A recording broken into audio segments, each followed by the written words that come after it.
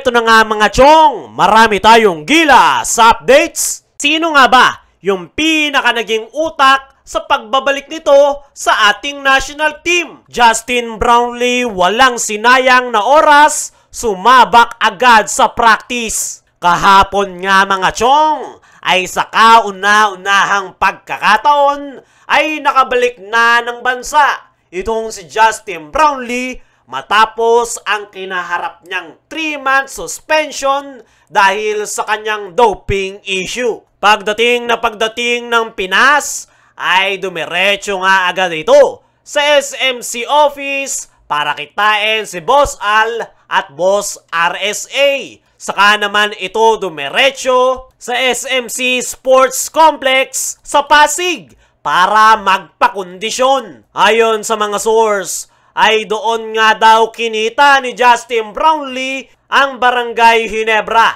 at Gilas head coach na si Coach Tim Cone. Yan nga ang kauna-unahang pagkakataon na nagkitang muli si Justin Brownlee at Coach Tim Cone matapos ang Asian Games. Habang hindi pa nga nagsisimula ang practice ng Gilas Pilipinas, ay ang Barangay Ginebra nga mga chong ay nagsisimula ng paghandaan ang panibagong conference. At dyan nga sumabay itong si Justin Brownlee. Wala nga itong sinayang na oras at gusto na talagang makapaglaro. Sa ngayon nga mga chong ay sa team practice pa lang pwede itong si Justin Brownlee habang hindi pa tayo tumutungtong ng February 8. At habang inaantay nga yan, ay sinimulan na ni Justin Brownlee ang kanyang pagpapakondisyon. Actually, kung titingnan natin yung body shape nitong si Justin Brownlee, ay mukhang nasa kondisyon talaga ang kanyang katawan. Nabanggit na nga rin ni Coach Tim nitong nakaraan na tiwala siya na hindi pinapabayaan ni Justin Brownlee ang kanyang pagiging game shape. At mukhang tama nga si Coach Tim Cone dahil maganda nga daw agad ang ipinakita nito sa kanilang mga drills at practices. Linawin lang natin mga chong, sa Barangay Ginebra practice pa lang sumasabay itong si Justin Brownlee dahil hindi pa nga nagsisimula ang practice ng ating national team.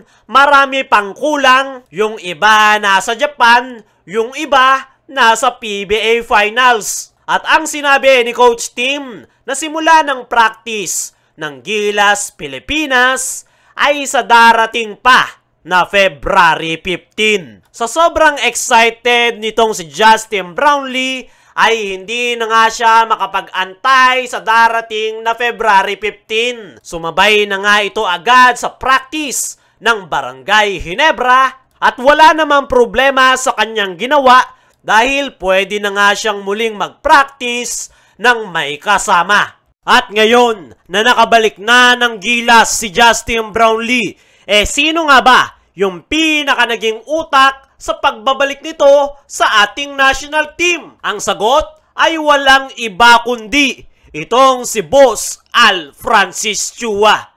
Ito nga si Boss Al mga chong, ang pinaka-umaksyon matapos ang doping issue na kinaharap nitong si Justin Brownlee. Si Al Francis Chua nga ang nakaisip na hindi na nila paglalaruin si Justin Brownlee para sa Commissioner's Cup dahil ine-expect na nito na 3 months ang suspension ni Brownlee. Kaya kung hindi nila ito paglalaruin, ay makakahabol pa ito sa FIBA Asia Qualifiers. At yan nga ang nangyari sa ngayon. Hindi naglaro si Brownlee para sa kanyang kupunan na Barangay Ginebra at talagang 3 months lang ang ibinigay sa kanya na suspension ng FIBA. Kung hindi nga dahil dito kay Al Francis Chua, ay baka mas lalo lang lumala yung suspension kay Brownlee. Isa pa nga sa crucial na desisyon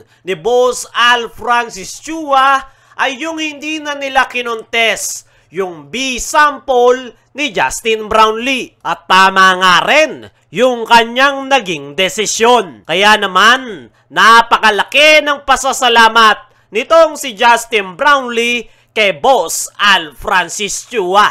Kaya naman, pagdating niya ng Pinas kanina, ay agad itong dumiretso sa San Miguel Corporation Office para kitain si Boss Al Francis Chua at Boss RSA na hindi siya iniwanan. Grabe din talaga yung pagmamahal nitong si Boss Al Francis Chua para kay Justin Brownlee. Ni minsan ay hindi niya pinabayaan si Justin Brownlee kahit sa panahon ng problema nito dahil sa kanyang doping issue.